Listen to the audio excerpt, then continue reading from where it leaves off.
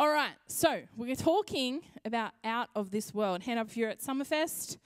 Who's repping the T-shirt? Oh, you guys. I know you can't wear it 2 weeks in a row, but I am because it's good, it's still fresh. Anyway, it was washed, don't worry. But our key scripture from Summerfest that I am going to touch on a little bit tonight is in John 15:19. And it says, "The world would love you as one of its own if you belong to it. But you are no longer part of the world. I chose you," this is Jesus speaking, "to come out of the world, so it hates you."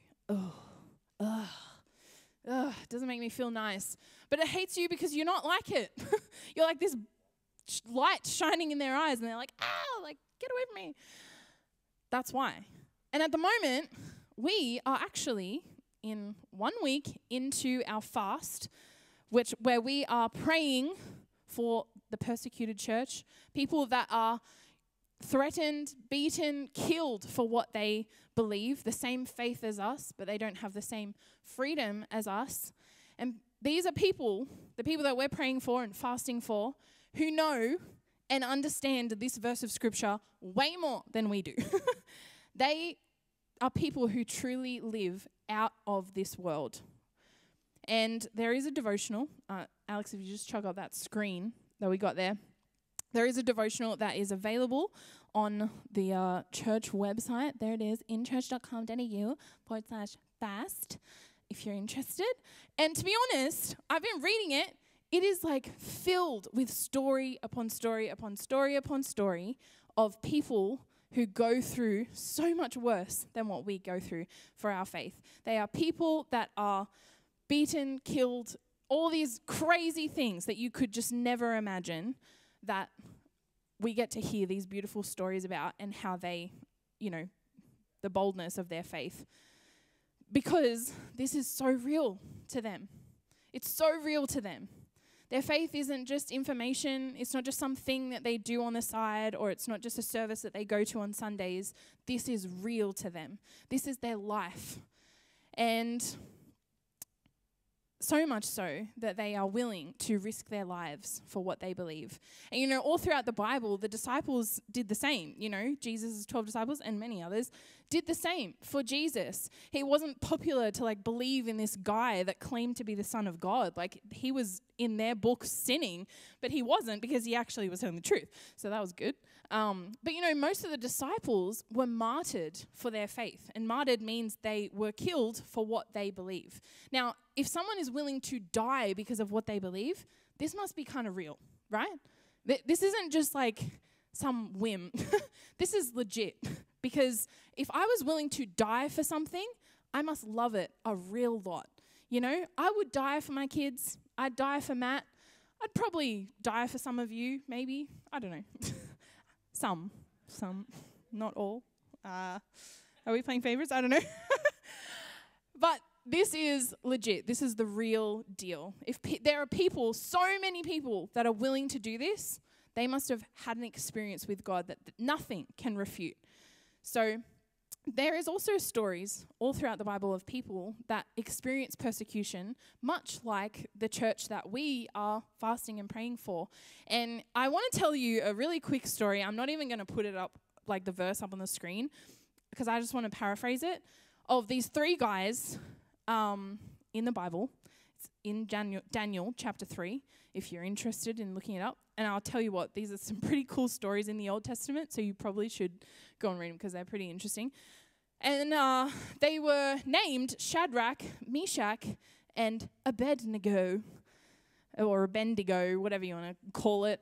But I just have some costumes. So the first 3 people up can be my Shadrach, Meshach, and Abednego. Do it. Oh. Yeah, Gordon's gamers. Mate. It's all right, Faith, you can be Jesus. She was the 4th one up. All right, put on some jackets, guys. You can be Shadrach, you can be Meshach, and you can be Abednego. And just get ready. I will need you in a second, okay? But not yet. It's a surprise. All right, so these guys, right? There was this evil king. He was evil. He was called King Nebuchadnezzar, but we'll call him just King Neb because it suits you, Gordon. Nice. Guys, looking good. Looking good. There was this evil king, and he decided, just all of a sudden, that he was going to build this gold statue of himself. Wow, he must really love himself. And then he decided to make it a rule, like a law, that everyone had to bow down to no other god in the world or the universe and only bow to this gold statue. But these dudes over here, they were like, no way. We know God, the real God, the one true God, and we're not going to do what you say. We're not going to just bow down to no one. We're going to bow down to God. And this dibber-dobber, official dude was like, King Neb, they're not doing what they're told. Like, oh my gosh, they're like bowing down to some other God, not your gold statue. Da, da, da. They were freaking out. And King Neb, well, he was like, well, just you wait. You're going to get punished. And guess what the punishment was for people that refused to obey this law? They got thrown into a furnace. Now, to be honest with you, I feel like the way that this Bible tells these stories, the furnace would have to be like pretty big because they stand in the fire. So I'm like, I've never seen a fire that big, but cool. So they get thrown into this furnace that the king makes 7 times hotter than its usual burning rate. And the Bible says so much so that the guards that threw them in, their eyebrows singed off and they burnt, and I'm pretty sure they died, that's a lot. That's pretty hot, right? So they get thrown into this fire. Die in the fire. No, you don't die though. That's a surprise. Yeah, just thank you, Jeremiah. Much better. You guys can stand up on the stage. Go for it. Just do it. Yeah, so everyone can see your lovely outfits. They get thrown into this fire, and they're just like, cool, fire. We're standing in it. Sick. And this king is like, what the heck is going on? I thought I told you to make this fire hot.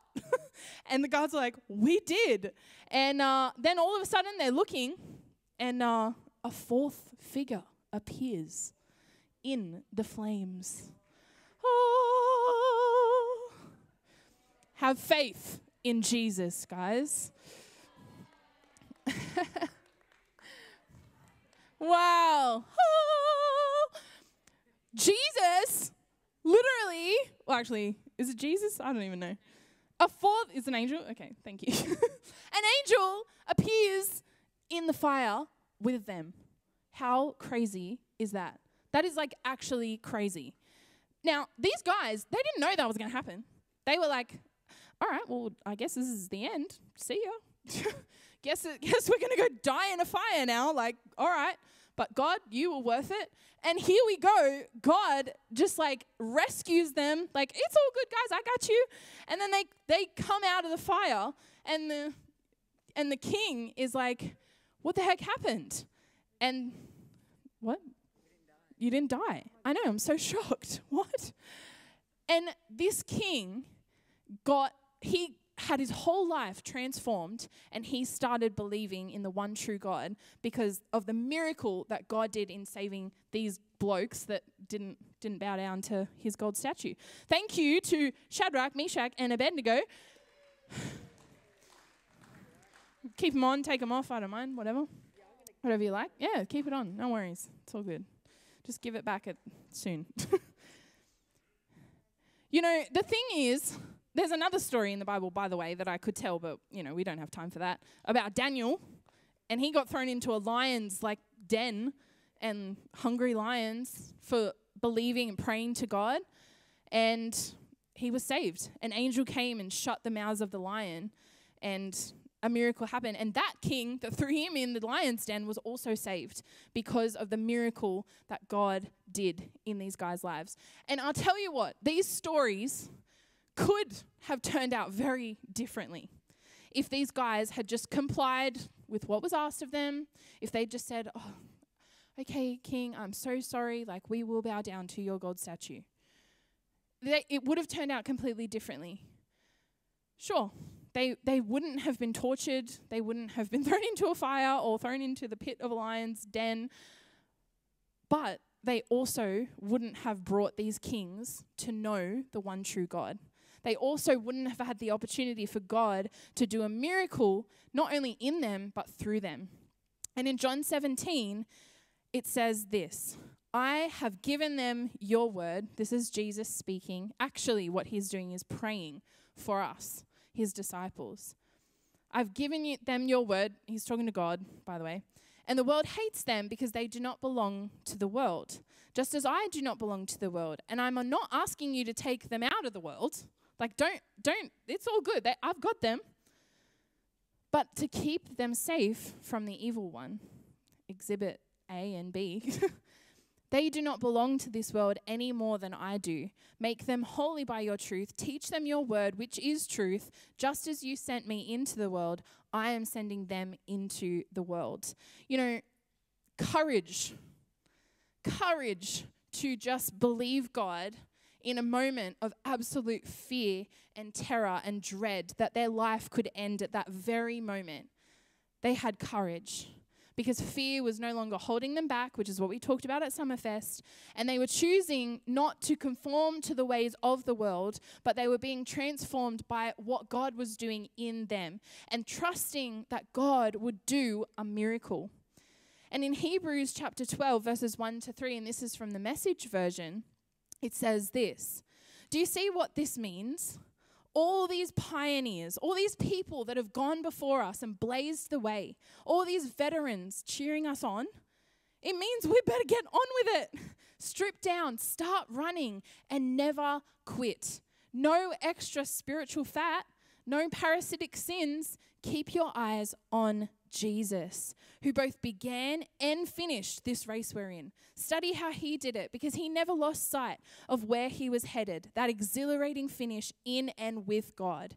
He could put up with anything along the way, cross, shame, whatever, and now he's there in the place of honor, right alongside God.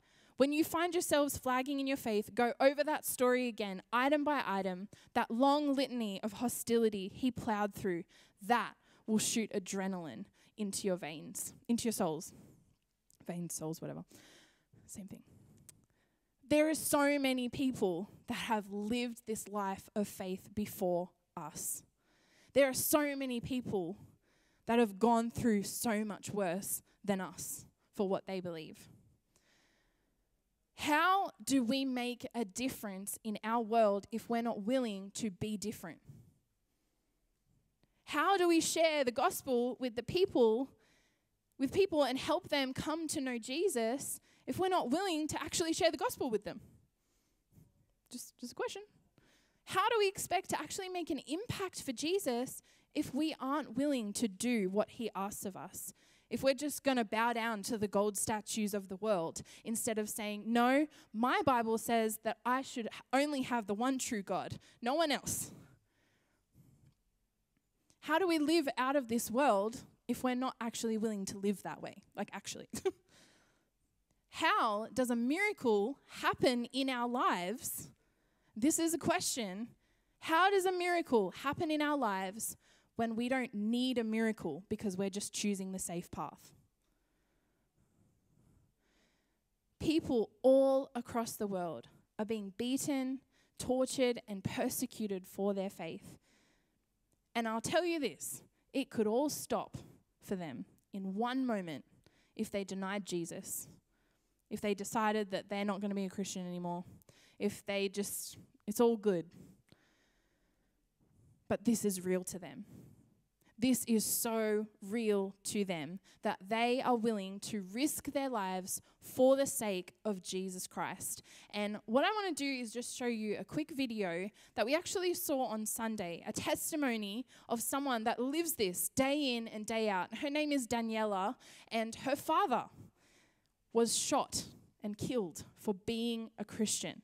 So take a look. Pretty crazy story, hey? that's real. This is real life we're talking about. And Daniela was only 12 years old, and she lost her dad because he was a Christian, because he had faith. And these people like that, are examples to us. They've gone ahead of us and they've shown us what true commitment to Jesus is, no matter what the cost is.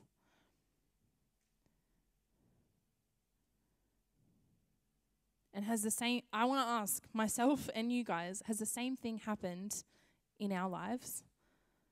Has the same thing happened in your life? Has the same thing happened in my life?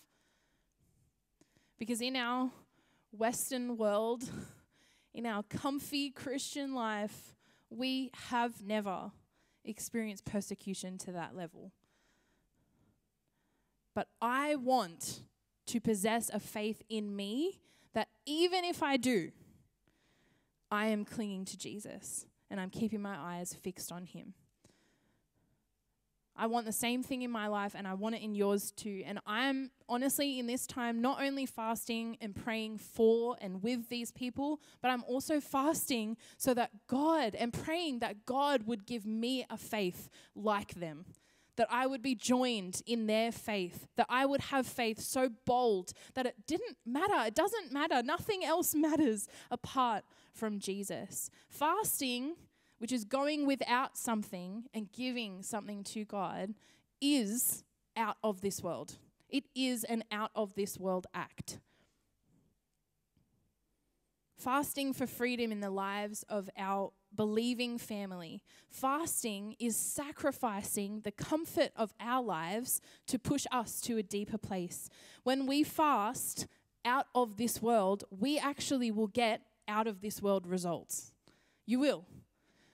And you know what else is out of this world? Shout out. Water baptism. Shout out to Jacob and Manny and Liam that got water baptized on Sunday night. Legends. That, INY, water baptism is out of this world too. Because you're making a public declaration to say, I am a follower of Jesus. Yes, I am. Nothing is holding me back. Nothing's stopping me. And, maybe that's something that you want to do. Maybe that's something that over Summerfest and even watching these guys get baptized that you're like, yeah, I want to do this. So talk to your leader about that, okay? And as I was driving here earlier today, God really dropped in my heart that deciding to live out of this world really requires us to have a miracle-believing faith. A miracle-believing faith. Like Shadrach, Meshach, and Abednego, they did not know what would happen to them, but they believed and had faith that God would do a miracle. It was bad. It was dire. It was not looking good, but God was there, and it didn't matter what happened. It didn't matter if they would die, but they also kind of trusted God that he might show up here. He might do a miracle, and guess what? He did. To live out of this world is to have a miracle-believing faith. How does God perform miracles in our lives if we don't need them? The miracle first happens in us, in our hearts, when we become followers of Jesus Christ. That is a miracle in itself. And then miracles happen through us, and we get to shine Jesus' light into this dark, dark world. And when we choose to live out of this world, we will get out of this world results through our lives and the impact that we have on those around us. And I'll get the team to quickly jump up. And I want to pray 2 prayers tonight before we're going to go into our connect time after this. And I want to pray 2 prayers. Maybe for a really long time, or maybe just for a short time, you've kind of been sitting on the fence with your faith. You're just kind of in the middle, like, I don't know about this. You want more, but you just aren't really sure. And you have those kind of questions in your head where you go, what if all of this isn't real? What if this is all just like kind of pretend and we're just all doing this for nothing? And I'm just here. I'll tell you what, I've been there. In fact, sometimes I still end up there. But these people are being killed for the sake of the gospel. There's people all throughout the Bible that have sacrificed their life, sacrificed so much for the sake of following after Jesus. Jesus has transformed enough lives. He's performed enough miracles. He's touched enough people. For goodness sake, he died on the cross. How much more evidence do you want? He has proven himself. He has. And so the first prayer that I want to pray tonight is if you are part of that crowd, which I am one of them, consider this me standing up tonight, and you want a bolder faith. So I'm going to ask you to be bold tonight and stand up. If you want bold faith, faith that's like, it does not matter. I am following after Jesus. Do you want that? I want that.